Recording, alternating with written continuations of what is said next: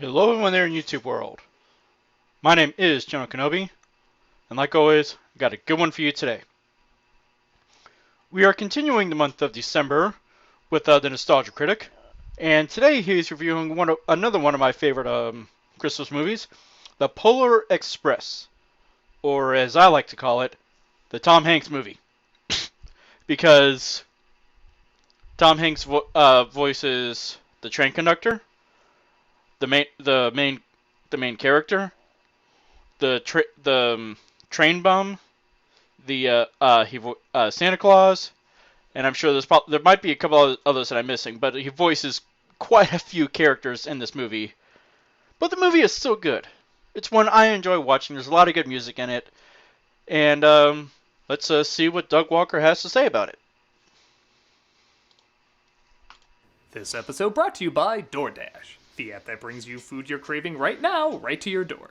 Also brought to you by Chime, the award-winning app and debit card that can save you money today. Come and see us this weekend at C2E2 in Chicago. We're easy to find. Just walk past the entrance, turn left, and there we are. We also got some panels, and we hope to see you there.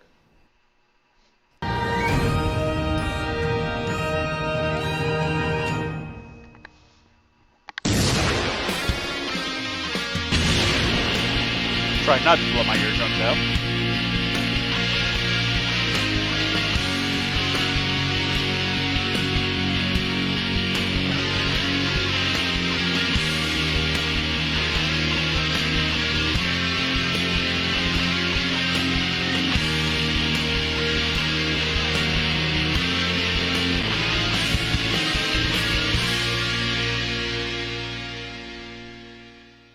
Hello, I'm the Nostalgia Critic guy, remember? All aboard! What? What's going on? You do want to see Santa Christ, don't you? Santa Christ, you kidding?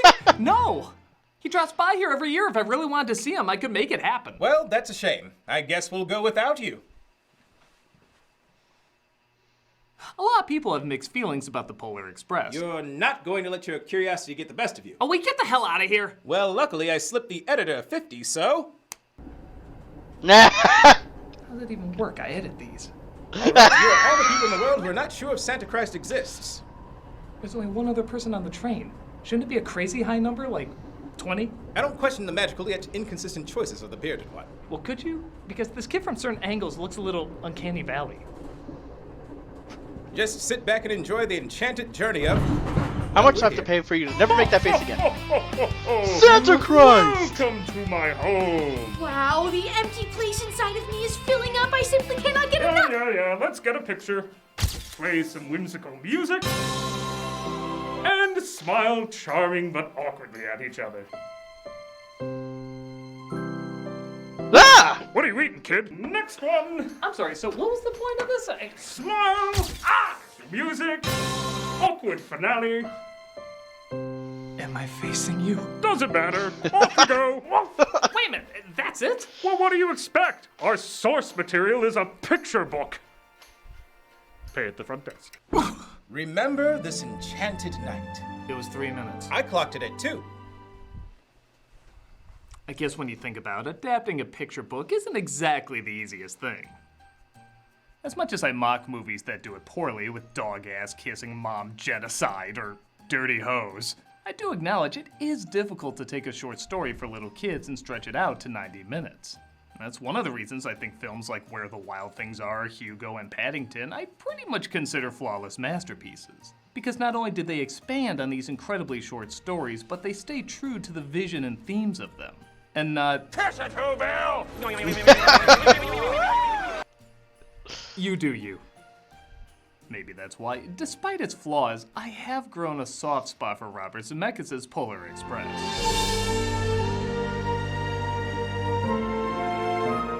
Though now a staple for many around Christmas time, I was both surprised yet not confused about it getting mixed reviews from critics. The short of it is, they were distracted by the uncanny valley of the motion capture animation and felt it was too forcefully trying to become a Christmas classic. I don't disagree.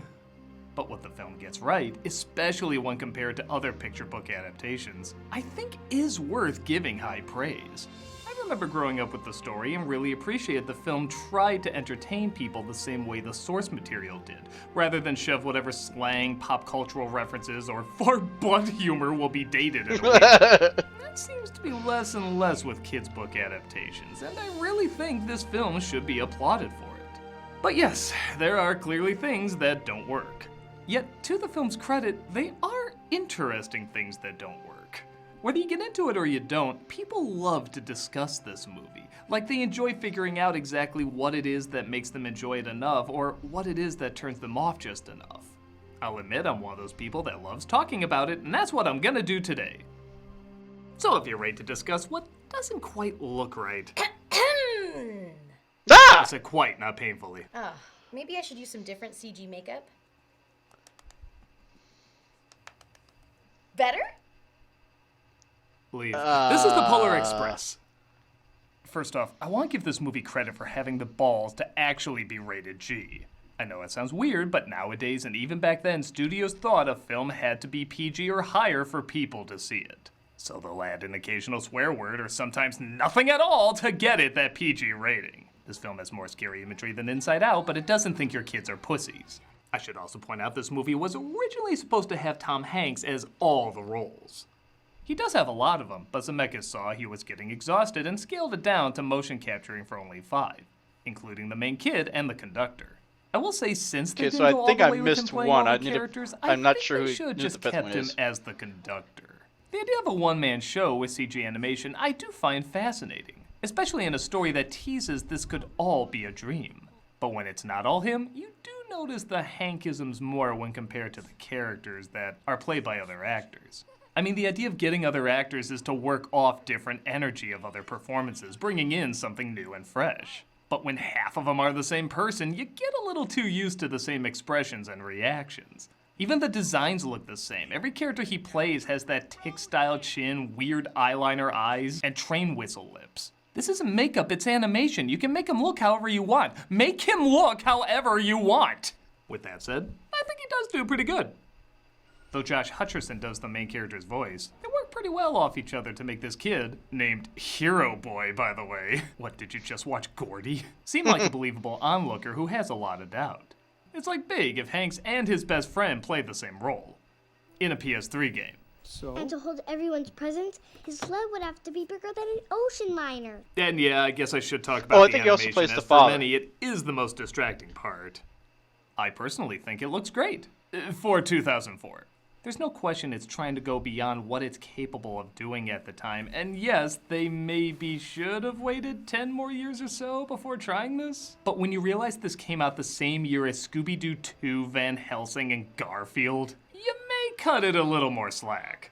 Ironically, the film looks better when it's trying to capture the surreal look and feel of the book, rather than the realism of human textures and movement they focus so hard on.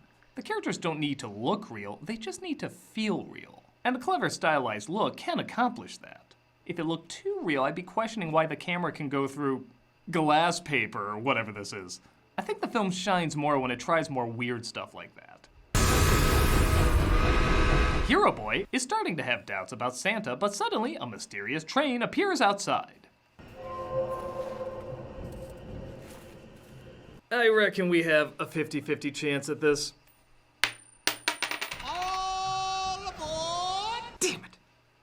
Sorry, even in a cartoon, I can't take Hanks' cartoon accent seriously. Every second I'm expecting him to go, Knock, knock. Go fuck yourself. he says because of the kid's doubt, he's taking him to see Santa along with... I do want to say I love the main theme of the movie. You hear it a lot, and it fits with the movie. I don't know if Doug's going to go over the main theme, but I wanted to say I love it. I think it's really well done. with a bunch of other children. Yay, we're being kidnapped! He discovers a girl named, how's this for original, Hero Girl. These sound like temp names for a Robert Rodriguez kids movie. I swear, the animation direction for her was, hey Frank, remember when Jack Nicholson played the Joker? Can you little black girl that? You know what, I should be thankful if Hanks was gonna play all the parts. This could have been a lot worse. Whoops, did I say she was the freakiest looking character? Do you know what kind of train this is? It's a Baldwin 284 S3 class Berkshire-type steam locomotive. Yes, I can read your thoughts, and I am smarter than you. Can cross that off the list. Click this and play Riders Republic. Right now. There's something I love about this moment. Hero Boy looks at a store animatronic and is like, "Aw, that's not the real Santa. I thought they captured him and displayed him out front like a zoo. You're a weird kid." We're heading for the other side of the tracks. I take it back, you're perfectly normal. You're the butthole cut of cats! They drop by another kid's house who doesn't get on. But when he changes his mind, almost forming an expression, Hero Boy stops the train. Who in the applied that He explains he did it to let the kid on so the conductor calms down. Next, they serve the kids hot chocolate just so every train ride themed after this movie can have some kid shouting, "Why aren't they flipping and doing somersaults like in the film where everybody looks like Superman's upper lip?" Where you going with that? It's for him. Hero Girl tries to sneak hot chocolate to the kid in the back, but in doing so, she loses her ticket. If Forrest Gump feathers out the window, and it should be mentioned this film was clearly shot for 3D and IMAX, and to its credit, it looked really good in 3D and IMAX. A lot of movies during that time looked like the 3D was added. I never saw it in 3D, but I can definitely. I wouldn't mind seeing it in 3D. It looks like it'd be really good. But they went out of their way to make this a spectacle movie. Even if it's not as impressive on the small screen, the colors and backgrounds are still jaw-dropping, leading to some imaginative and beautiful landscapes, which is what CG really shined in at the time. In a strange way, the only thing to distract from the beauty of the Polar Express is what happens on the Polar Express. She didn't lose her ticket. I did. You can have my ticket. These are not transferable. One of the pros and cons to Hanks as the conductor is it always looks like he's about to shank someone in a scene.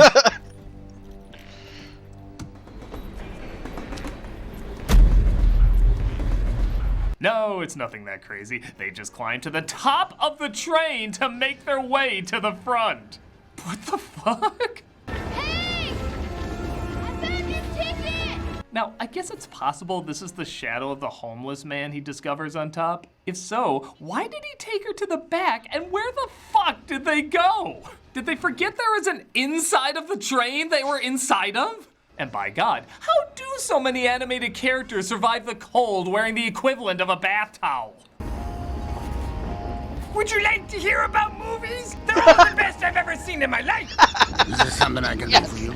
Jester also plays the hobo, who's hands down my favorite character. We don't know exactly what he is, but they hint at him either being an angel or a ghost. Though this environment is already otherworldly, there's something even more otherworldly about him. That image alone of him making a fire on top of the train is pretty damn awesome. Hey, would you like some Joe? Nothing like caffeine to bring on hyperthermia faster. I own this train. Oh, it's like I'm the king of this train. Yeah, the king. Even when he moves awkwardly, there is kind of an excuse because he's a spirit. He would move a little different. With that said, even when he's imitating an animatronic Santa, it somehow still looks more awkward and fake than the actual animatronic Santa.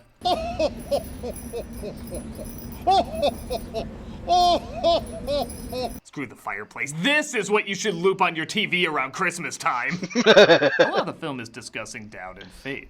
Not necessarily in God or a religion, but really about anything important. I do like it isn't just a bland follow your dreams message as much as sometimes it's hard to know what to believe and there's going to be a lot of trial and error. Like they're saying, there are good times where you need to be skeptical. I want to believe, but You don't want to be bamboozled, caught, or duped, hoodwinked. You don't want to be taken for a ride, railroaded. I used to watch cable news too. I know the feeling. Even the message of seeing is believing is almost contradicted with the most real things are the ones we can't see. Seeing is believing. The most real things in the world are the things we can't see. There are layers to the message they're getting across. Not tons, but it's like Fred Mertz's cake. They're all in there. We gotta jump them knuckles. They have to get to the front of the train before the tunnel hits, so he uses a pair of ghost skis, I don't know, to get down there.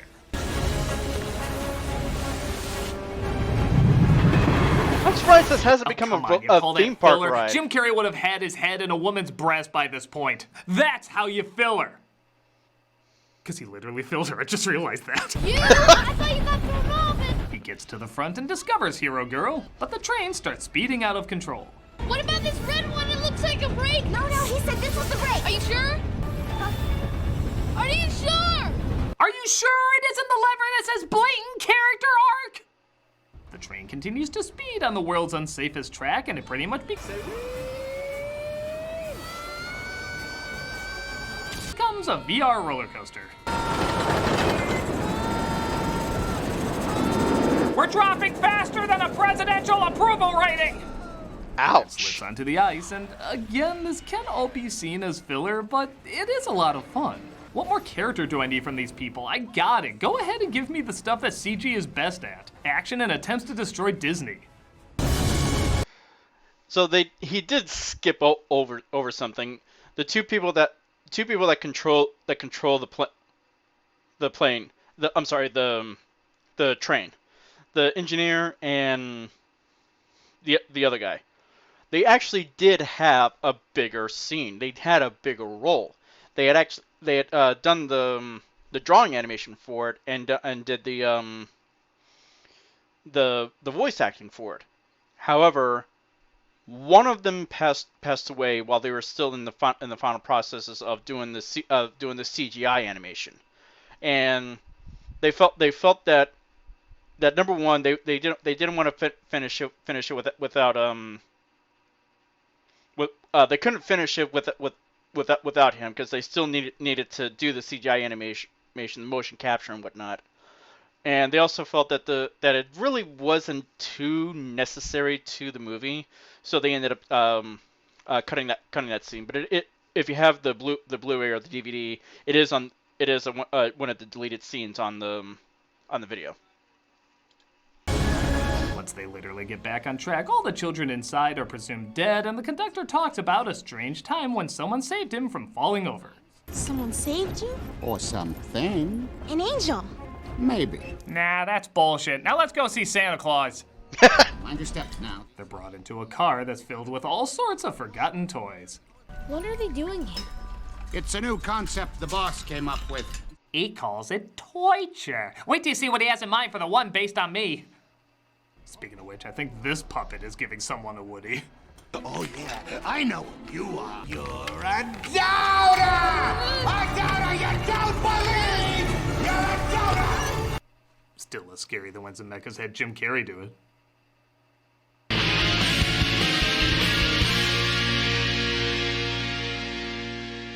Got an ad followed by an ad.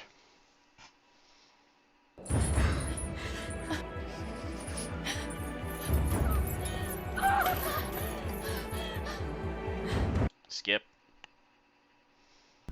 Attention, ladies and gentlemen, if you look to your right, you'll see DoorDash. It's right next to the What Do You Want to Eat Tonight mountains. And just south of the maybe you want a home-cooked favorite but don't feel like going to the store river. But as historians have pointed out, or you want something exciting and new, but it would be great to stay in tonight.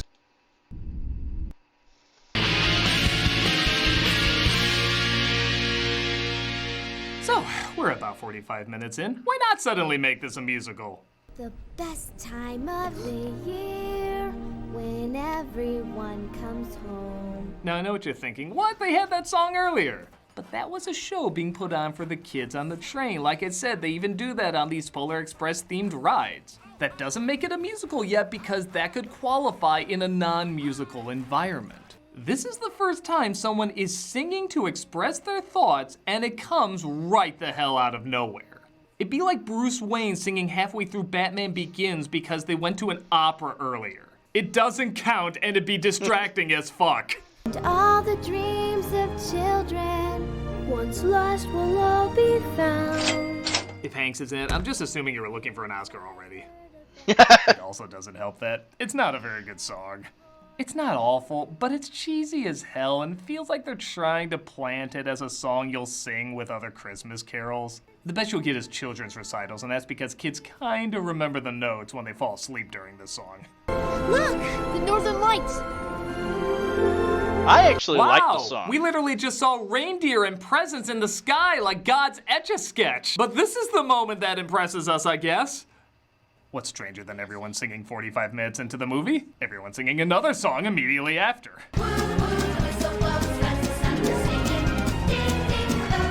Jesus, did I say the last one was a Christmas pageant song? This one you can already see kids in conductor hats performing.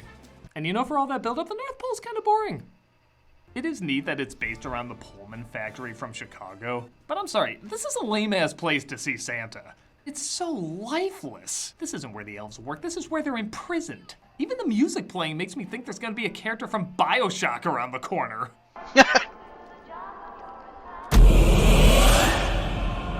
The last kid on the pickup doesn't want to see Santa though, so Hero Boy and Hero Girl, those names are so dumb, try to convince him. But Christmas is such a wonderful, beautiful time. It's a time for giving and being thankful for friends and family. And peer pressure. Christmas is about peer pressure. You saw what happened to Starbucks when they didn't change their cups. Hero Boy accidentally disconnects them because he wants to turn this into an Australian train PSA. And they end up inside one of the factories. You put him on a check twice list for next year. All right, boys, let's shut it down, all right? That's it for this year. Come on. Joe Pesci's finest performance. I'm shocked that this scene of them essentially going in a giant bank teller tube is also pretty forgettable. Say what you will, but the thrill ride portions of this movie were great. So riding in what every kid imagines riding in every time they visit the bank should be downright amazing. What do we get?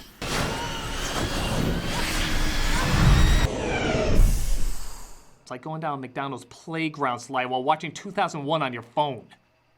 They accidentally end up in Santa's sack. Good night, everybody. And discover the geeky kid has followed them. Which, how the hell did he do that without being seen? How could you miss anything about this kid? I want to make sure I'm getting everything on my list. All I found was one present, and all I had was a bunch of stupid underwear. Is Mother not regretting holing condom on your list? They get the bag to the town square, and yeah, most of this is stuff in the movie you really could have cut. The bag is too low, so they get more altitude. The star is knocked over. Some elves save it. The kid doesn't trust the elf with his present. The elf does everything to convince him not to trust him with the present. It's in good hands.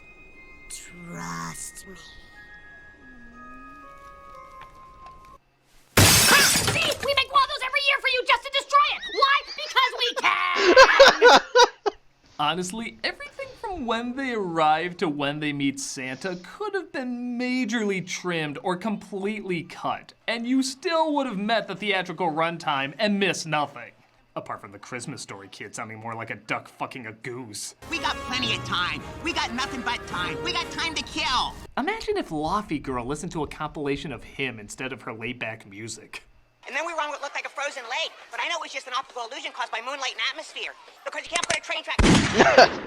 When Santa finally arrives, Hero Boy is dismayed that he can't hear the beautiful sounds the sleigh bells make. He finally admits he believes and can suddenly hear them, just as one of the creepier Santa Clauses in film shows up. What was that you said? I said, you're terrifying! Let's have this young fellow right here. Santa picks Hero Boy to be the first child to be given a present, and the elves are hoping it's a wheelchair because I guess they think he can't walk. What would you like for Christmas? I actually like Tom Hanks as Santa Claus. I think he does a pretty good job. That won't be legal until... That will never be legal. The first gift of Christmas! Hero Boy asks for the sleigh bell, and no, I don't know why that needed to be whispered. He was just gonna announce it anyway. And Santa finally rides off into the night.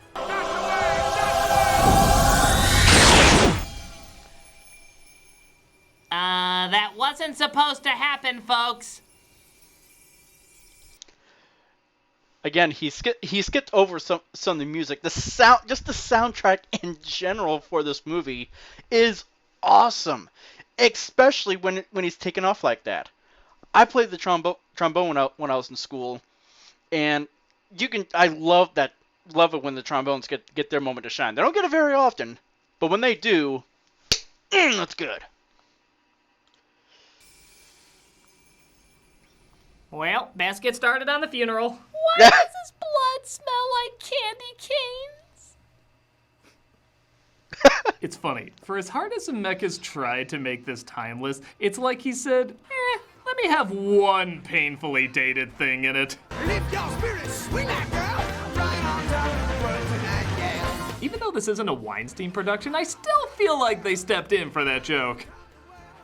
The elves all dance with completely blank faces, but when Hero Boy gets to the train, he discovers the silver bell is gone, falling through a hole in his pocket.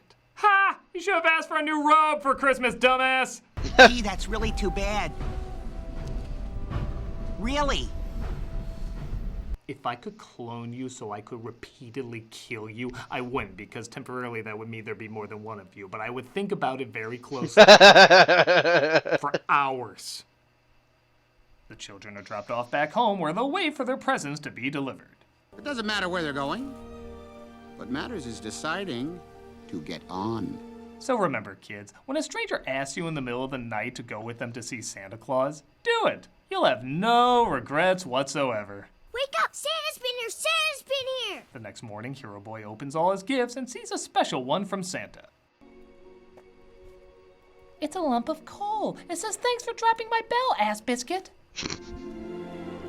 No, it's the silver bell he dropped in the sleigh, but only the children seem to hear its beautiful sound. Broken. Huh. Sorry about that, sport.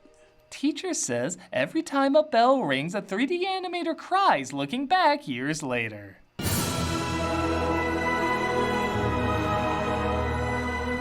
that was The Polar Express. Awkwardly flawed, but I do find myself warming up to it more and more.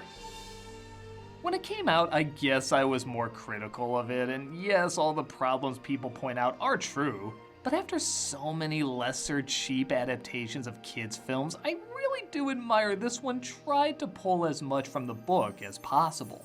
It was trying to be timeless, innovative, and memorable. And for 2004, I think it did succeed. The errors are very obvious though, in terms of the awkward facial expressions, which CG has gotten a lot better at. So if someone just can't get into it because of the uncomfortable faces, I understand. That's where you can get the majority of emotions from. For me though, it isn't just the faces, it's the backgrounds, it's the themes, it's the atmosphere and environment. That speaks to me just as much. And while those two aren't perfect, I still leave feeling, maybe not whimsically enchanted, but comfortably entertained. I still get that nice snug feeling you associate with Christmas while watching it. Like someone made a really well thought out production of some sort of Christmas play, but it was done with weirdly carved marionette puppets. Yes, that's distracting, but you still feel the effort. It may not be a masterpiece, but whether you're a fan or not, it's definitely an experience either way. Okay, critic, I tried less makeup. How's this look? Ah! I don't know where you live, but move further away.